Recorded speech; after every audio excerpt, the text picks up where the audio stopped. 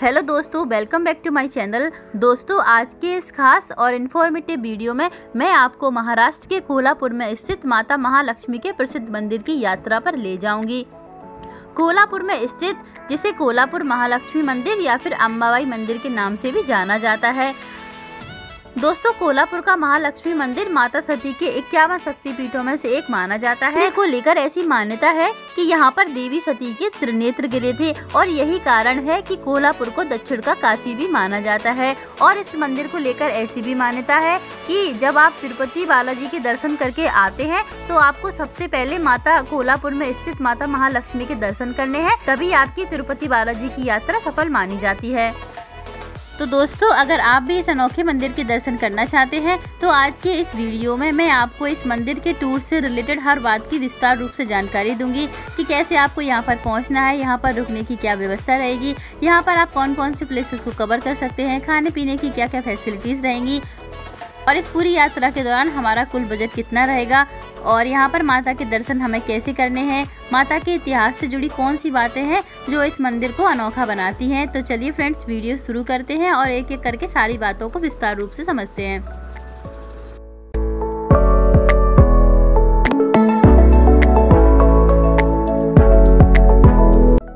इस मंदिर का निर्माण चालुक्य वंश के राजा कर्णदेव द्वारा करवाया गया था और इस मंदिर में जो माता की प्रतिमा स्थापित है वो करीब 7000 वर्ष पुरानी बताई जाती है। तो चलिए दोस्तों, सबसे पहले यहाँ पर हम माता के दर्शन करते हैं, उसके बाद आगे की बातें करेंगे। तो दोस्तों, मंदिर के यहाँ पर 3 गेट बने हुए हैं, जिसमें से पहला मुख्य गेट है जो आपको रोड साइड पर ही देखने को मिलेगा, जिसको बोलते हैं भवानी मंडप केंद्र, जो कि इस मंदिर का मुख्य गेट होता है। लेकिन जो भी दर्शनार्थी होते हैं उन्हें इस मुख्य गेट से एंट्री नहीं मिलती है, बल्कि यहाँ पर एक और गेट बना हुआ है जिसे बोलते हैं पश्चिम महाद्वार, वहाँ से सभी को प्रवेश मिलता है। तो चलिए सबसे पहले चलते हैं, माता के दर्शन कर लेते हैं। दोस्तों, पश्चिमी महाद्वार से लाइन में लगकर यहाँ पर हम माता के दर्शन करेंगे। काले मंच पर देवी लक्ष्मी की 4 भुजा वाली प्रतिमा देखने को मिलेगी, जिसके सिर पर मुकुट स्थापित है। इस प्रतिमा को बहुमूल्य गहनों से सजाया गया है और इस प्रतिमा की जो ऊंचाई है वो करीब 3 फीट की है। यहाँ पर जो माता महालक्ष्मी की प्रतिमा है वो बहुत ही सुंदर है। दोस्तों, इस कोल्हापुर शक्तिपीठ का सबसे प्रथम वर्णन स्कंद पुराण में देखने को मिलता है और इस स्थान को माता महालक्ष्मी का निज धाम भी कहा जाता है। ऐसी मान्यता है कि यहाँ पर माता लक्ष्मी स्वयं निवास करती हैं। बात करें कि इस मंदिर को माता लक्ष्मी का निज धाम क्यों कहा जाता है। कहा जाता है कि भगवान विष्णु से नाराज होकर माता लक्ष्मी बैकुंठ धाम छोड़कर पृथ्वी पर इसी जगह आई थी, जिसे कोल्हापुर के नाम से जाना जाता है। तभी से माता को इस स्थान को उनका निज धाम कहा जाने लगा। और ऐसी मान्यता है कि तिरुपति में दर्शन होने के बाद भक्तगण कोल्हापुर में स्थित माता महालक्ष्मी यानी कि अंबाबाई माता के दर्शन करने के लिए जरूर आते हैं, तभी उनकी तिरुपति बालाजी की जो है यात्रा सफल मानी जाती है। दोस्तों, कोल्हापुर मंदिर में एक खास प्रथा है। दोस्तों, यहाँ पर माता महालक्ष्मी का जो श्रृंगार किया जाता है वो साड़ी में किया जाता है, जिसे कोल्हापुरी साड़ी के नाम से जाना जाता है, जो कि 9 मीटर की होती है, जिसे नववारी साड़ी भी बोला जाता है। दोस्तों, यहाँ पर साड़ी चढ़ाने की पारंपरिक रिवाज है और आपको यहाँ पर साड़ी चढ़ाने के लिए 50 रुपए से स्टार्ट हो जाती है। फिर आपकी जैसी श्रद्धा हो उस अकॉर्डिंग आप यहाँ पर माता महालक्ष्मी को साड़ी चढ़ाकर उनका श्रृंगार कर सकते हैं। दोस्तों, इस मंदिर की एक बात और जो कि इस मंदिर को खास बनाती है, जैसा कि हम सभी जानते हैं कि भारत के जो भी तीर्थ स्थल है उसमें माता रानी के जो मंदिर होते हैं उनका गर्भगृह पूर्व की तरफ होता है, लेकिन यहाँ पर जो माता रानी का जो गर्भगृह है वो पश्चिम की तरफ है और पश्चिम की तरफ भी सामने की तरफ एक आपको खिड़की देखने को मिलेगी, जहाँ पर सूर्य की किरणें जब गिरती है जो माता रानी के सीधे ऊपर गिरती हैं। यानी कि कहा जाता है कि यहाँ पर सूर्यदेव स्वयं आकर माता रानी को प्रणाम करते हैं। दोस्तों, महालक्ष्मी मंदिर में एक मुख्य त्योहार बनाया जाता है जिसे किरण उत्सव के नाम से जानते हैं और ये त्योहार साल में 2 बार मनाया जाता है।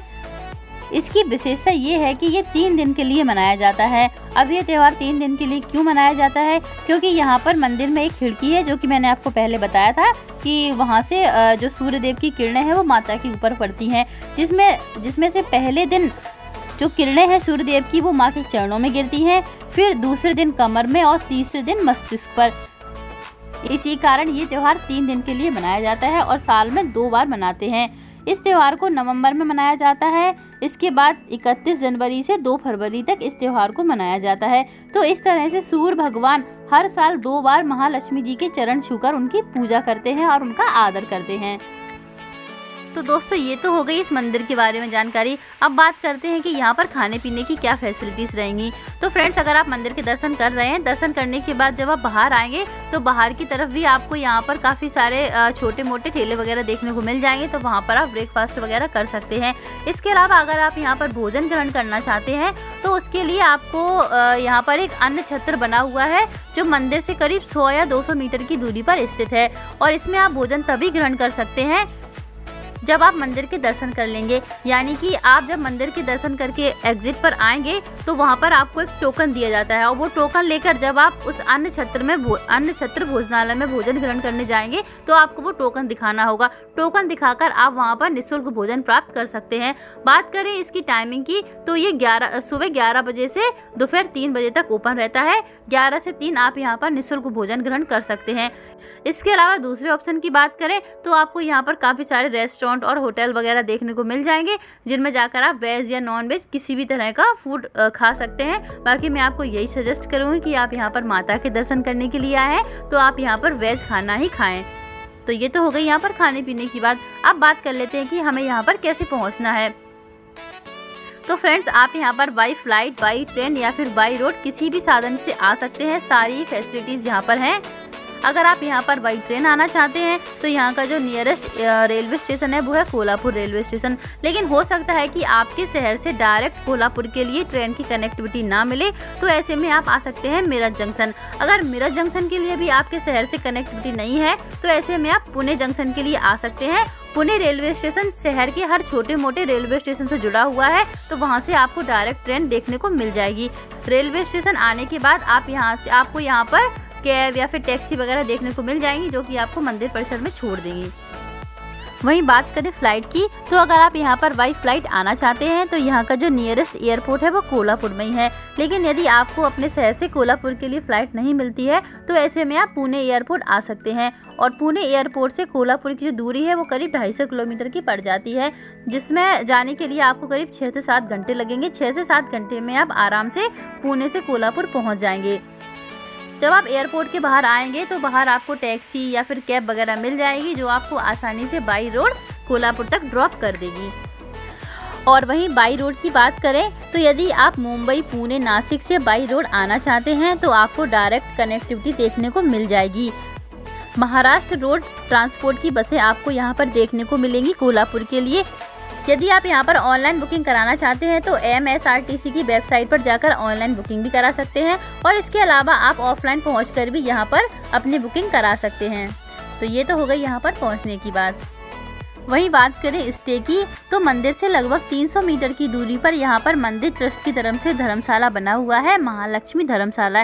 तो इस धर्मशाला में आपको बहुत सारे रूम्स देखने को मिल जाएंगे जिसमें AC और नॉन AC दोनों ही रूम अवेलेबल हैं। अगर यहाँ पर नॉन AC रूम की बात करें तो वो आपको 540 रुपये से स्टार्ट हो जाते हैं। वहीं अगर आप यहाँ पर AC रूम लेना चाहते हैं वो आपको करीब 800 या 900 से लेकर 1000 रुपये में एक अच्छा रूम आपको यहाँ पर देखने को मिल जाएगा। तो ये तो हो गई यहाँ पर स्टे की पहले ऑप्शन की बात। वहीं अगर आपको धर्मशाला में रूम नहीं मिलता है तो आप यहाँ पर प्राइवेट होटल में रूम ले सकते हैं जो आपको 800 से स्टार्ट होकर 1000, 1200, 1500, 2000 तक के आपको एक अच्छा सा रूम यहाँ पर देखने को मिल जाएगा।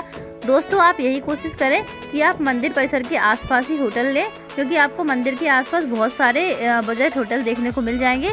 तो आप यहाँ पर मंदिर के आसपास होटल ले सकते हैं और मंदिर के आसपास रूम लेने से आप माता जी के दर्शन भी जल्दी कर लेंगे। चलिए बात करते हैं कि यहाँ पर कौन कौन से प्लेसेस हैं जिनको हम यहाँ पर कवर कर सकते हैं। तो फ्रेंड्स, सबसे पहले आप यहाँ पर विजिट करने के लिए जा सकते हैं छत्रपति साहू जी के मंदिर, जो कि माता महालक्ष्मी मंदिर से करीब 5 किलोमीटर के डिस्टेंस पर है। यहाँ पर आपको छत्रपति साहू जी का संग्रहालय देखने को मिलेगा। यहाँ पर आपको साहू जी महाराज के ड्रेसेस, उनके वेपन्स वगैरह देखने को मिलेंगे। यहाँ पर विजिट करने में आपको करीब 1 घंटे से ऊपर का भी समय लग सकता है। तो यहाँ पर आप फ़ोटो शूट वगैरह भी करा सकते हैं। संग्रहालय को अच्छे से विजिट करने के बाद आप उसके बाद विजिट करने के लिए जा सकते हैं पनाला फोर्ट के लिए। पनाला फोर्ट कोल्हापुर से करीब 18 किलोमीटर की दूरी पर स्थित है। ये एक हिल स्टेशन है जो नॉर्थ वेस्ट कोल्हापुर में पड़ता है, तो आप यहाँ पर भी विजिट करने के लिए जा सकते हैं। और इसके बाद आप जा सकते हैं रंगाला लेक के लिए। ये एक बहुत बड़ी झील है, ये यहाँ का एक फेमस टूरिस्ट अट्रैक्शन है। यहाँ पर अच्छे से विजिट करने के बाद आप वापस कोल्हापुर आ जाइए। उसके बाद दूसरे दिन आप माता महालक्ष्मी के दर्शन करें और उसके बाद आप अपने अपने शहरों के लिए जा सकते हैं। वहीं अगर आप यहाँ पर शॉपिंग वगैरह करना चाहते हैं तो यहाँ का खान पान, यहाँ के कपड़े और यहाँ की कोल्हापुरी चप्पल काफ़ी ज़्यादा फेमस है। तो मंदिर के आसपास आपको काफ़ी सारी स्टॉल्स वगैरह देखने को मिल जाएंगी, तो वहाँ से आप जो भी आपको शॉपिंग करनी है वो आप कर सकते हैं। और यहाँ पर जो आपको चीज़ें मिलती हैं वो काफ़ी रीज़नेबल प्राइस में मिलती हैं, तो आप यहाँ पर शॉपिंग वगैरह आराम से कर सकते हैं। चलिए अब बात करते हैं कि यहाँ पर घूमने के लिए हमें कितने दिन का टूर प्लान करना चाहिए। तो फ्रेंड्स, अगर आप यहाँ पर केवल माता जी के दर्शन करने के लिए आ रहे हैं तो आपको यहाँ पर 1 नाइट और 2 डेज सफिशिएंट होते हैं। वहीं अगर आप यहाँ पर महालक्ष्मी मंदिर के अलावा और भी मंदिरों को विजिट करना चाहते हैं तो उसके लिए आपको यहाँ पर 2 नाइट और 3 डेज़ की जो है टूर प्लानिंग करनी होगी। इतने दिन में आप यहाँ के सारे जो भी साइट सीइंग है उनको अच्छे से विजिट कर सकते हैं। चलिए अब सबसे ज़रूरी और आखिरी बात करते हैं और वो है बजट की। तो फ्रेंड्स, अगर आप यहाँ पर 1 नाइट और 2 डेज़ का स्टे करते हैं तो आपका यहाँ पर एक पर्सन का करीब 1000 या 1500 रुपये खर्चा आएगा। और इस फेयर में मैंने आपकी किसी भी तरह के टिकट, फ्लाइट या फिर ट्रेन के टिकट को ऐड नहीं किया है। ये मैंने सिर्फ वहाँ पर रुकने और खाने पीने की जो है बात की है। तो 1500 रुपये में आप यहाँ पर आराम से माता महालक्ष्मी के दर्शन कर सकते हैं। तो ये थी माता महालक्ष्मी मंदिर के टूर से संबंधित संपूर्ण बातों की जानकारी। अगर आपको वीडियो अच्छा लगा हो तो प्लीज़ चैनल को सब्सक्राइब और वीडियो को लाइक ज़रूर करें। धन्यवाद।